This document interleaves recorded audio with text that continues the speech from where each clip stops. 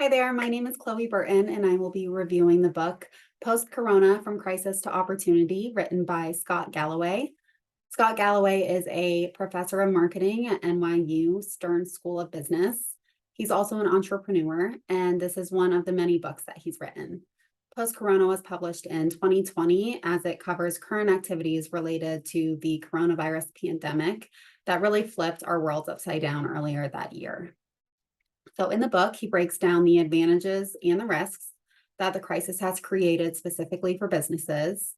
And in his analysis of how the pandemic has exposed trends for better or worse, he provides a bird's eye view of the fluctuating markets through comparison of a pre and post pandemic time. In doing so, we see the widening gap between a few top industry leaders, which we will talk more about, and average and weaker companies in the market. He then offers his predictions, though quite opinionated, on what this potentially indicates for the post-pandemic economy. So first, I want to share three key factors that took me by surprise as I read this book. And then I want to dive into one industry in particular that has been uniquely impacted, as well as dive into the industry that I currently work in, which is cybersecurity.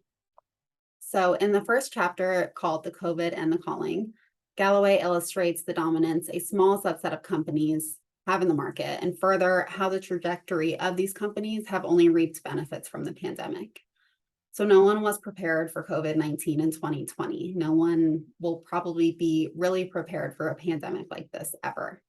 It's now 2022, and many of our aspects in our lives are still not fully repaired. So on one hand, unemployment surged and companies went bankrupt. And then on the other hand, wealthy individuals reaped cost savings and resilient businesses capitalized on opportunities.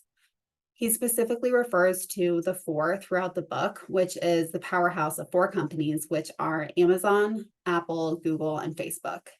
These companies raced to the top at times of uncertainty in the following ways. Consumers' demands changed as a result of the pandemic. People needed groceries, essential supplies, and for the first time ever, we needed masks to be out in public. These were all met by Amazon's efficient ordering and speedy delivering. Apple connected us virtually through FaceTime on our iPhones and Zoom on our Macs and iPads to our loved ones across the world while we were no longer able to see people in person. Facebook and Google continued flooding us with information, good or bad, not only as it relates to the pandemic, but there was an array of social movements taking place in the United States. And as all of this was going on, these four companies still saw their stock prices soaring. So what I found really impactful was a statistic that I think really drives this home. He shares in the book that the four, along with Microsoft, make up 21% of the value of all publicly traded US companies. 21% of all publicly traded US companies. So while these are all household names today, we hear them all the time. The book really helps us take a step back and put into perspective just how dominating this small group of tech leaders are in the economy, and even further, how much stronger they've gotten as a result of the pandemic. Their competition has been weakened even further due to COVID. And in the book, this dynamic is termed the Great Acceleration. As a second shocking factor from the book, that comes from a portion called the brand age shifting to the product age. So years ago, advertising was the end all be all for reaching your customers. And this is how people boosted shareholder value and boosted their sales. He inserts a Mad Men reference in the book.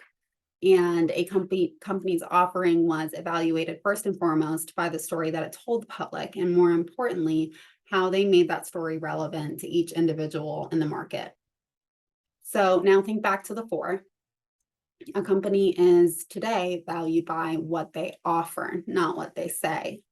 People can access the information that a company would say in their ads or branding statements on their own. I can Google a product and see customer reviews and ratings from people just like me on how well the product worked, if they liked it or if they didn't like it. I can get all of that information without ever interacting with the company. I don't have to pick up my phone, go into one of their stores, or even visit their website. So businesses today are relying on their products and usability. So think iPhones, AirPods, Alexa, Google searches. All of these are so ingrained in our lives today. It's hard to imagine life without them. On the heels of this, we'll peel it back one more layer for a third interesting concept. Galloway quotes in the book the importance of backing people, not companies. So not only is this important in cultures, but what he is saying is that now it's not the brand that is enough to sell or gain loyalty in your customers.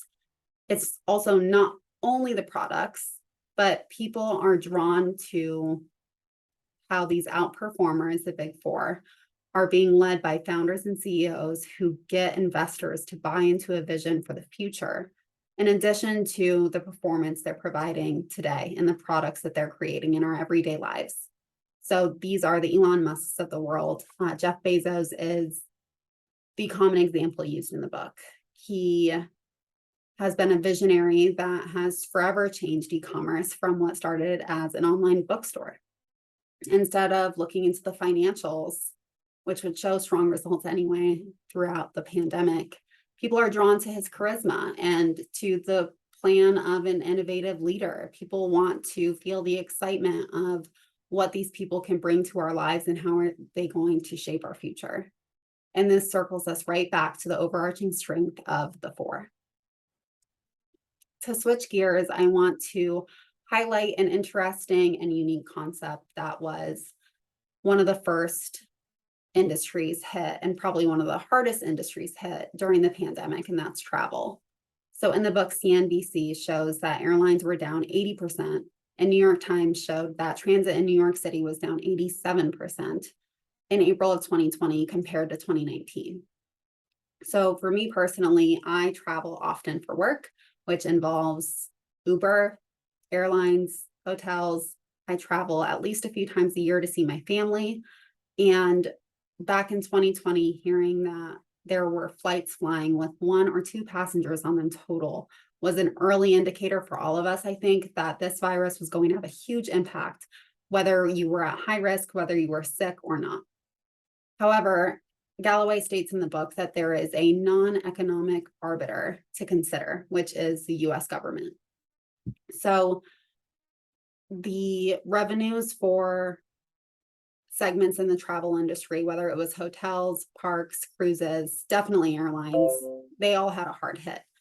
Small carriers of airlines were quickly bankrupt, and in turn, Galloway shares that the government gave major carriers $25 billion of government funding in April of 2020.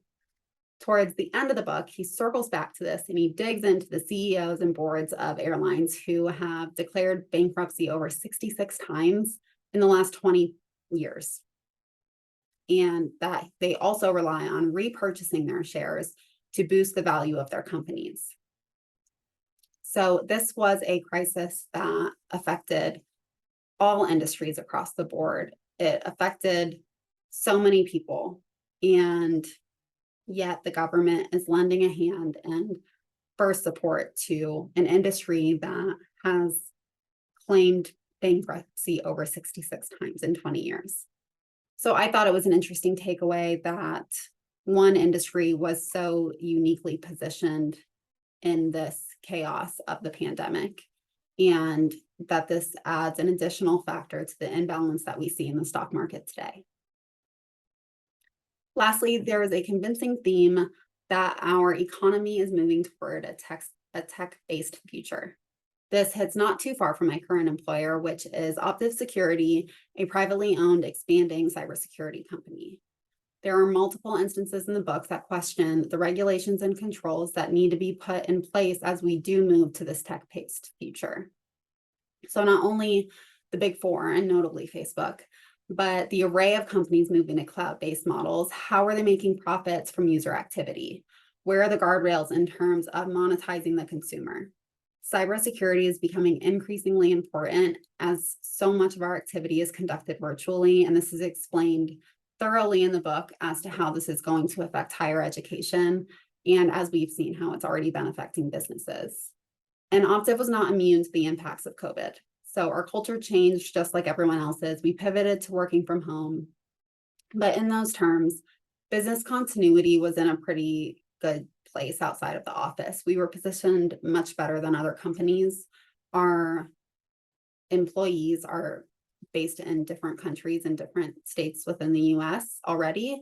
So we were prepared to work remotely and continue partnering with tech and non-tech firms alike to provide our services. And that is to aid organizations in efforts to advance their processes and make sure that their information is protected. So companies that were disrupted during the pandemic could rely on Optiv to offer that guidance and provide the extra support and direct next steps.